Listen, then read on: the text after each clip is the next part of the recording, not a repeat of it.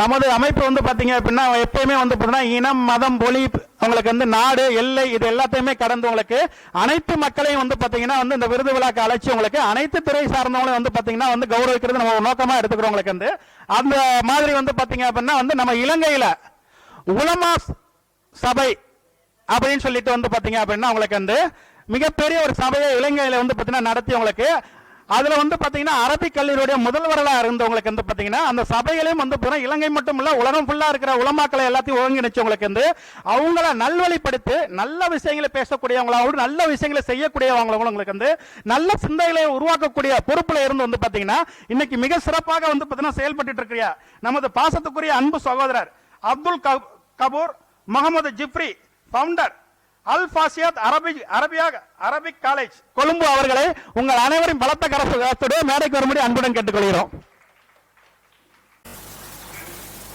இங்கே அமர்ந்திருக்கும் அனைவருக்கும் சாந்தியும் சமாதானமும் என்றும் உண்டாவதாக என்ற பிரார்த்தனையுடன் இஸ்லாமிய காணிக்கையான அஸ்ஸலாமு அலைக்கும் வரஹ்மத்துல்லாஹி வபரகாத்துஹு.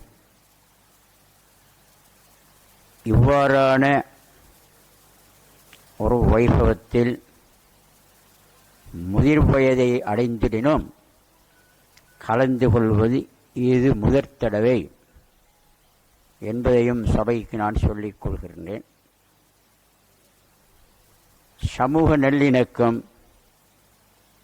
பாஷை வேறுபாடு, மத வேறுபாடு, இன ஜாதி வேறுபாடு எதுவுமின்றி நாம் அனைவரும் மனுக்குலம் என்ற மனோரீதியில் எந்நாடாயினும் எத்தீவாயினும் மனிதகுல மக்கள் அனைவரும் ஒன்றிணைந்து சகோதரத்துவத்துடன் அன்புடன் பாசத்துடன் வாழுதலே மனுக்குலத்தின் மோட்சத்துக்கு மிக்க பெரிய ஒரு சாதனமாக ஆயுதமாக இருக்கும் என்பதை எனக்கு முன்னர் இங்கு பேசிச் சென்ற பெரியோர்கள் மார்க்க பெரியார்கள் அனைவரது பேச்சும் உணர்த்திற்று. எனவே சமூக நாடு தேசம் உலகம் என்று அனைத்தும் சிறப்புடன் இவ்வுலக வாழ்க்கையில்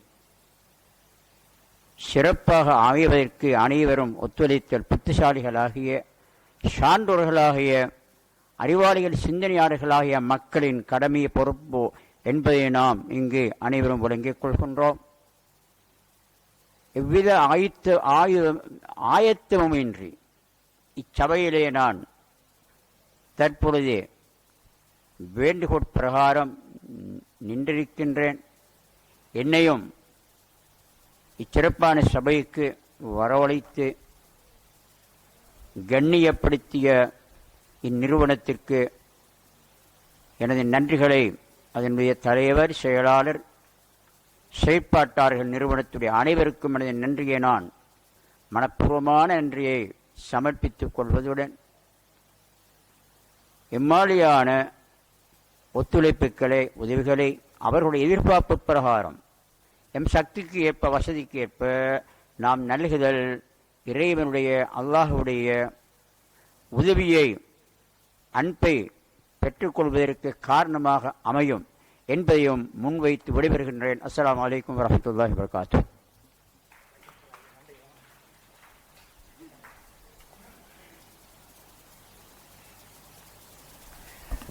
நன்றி.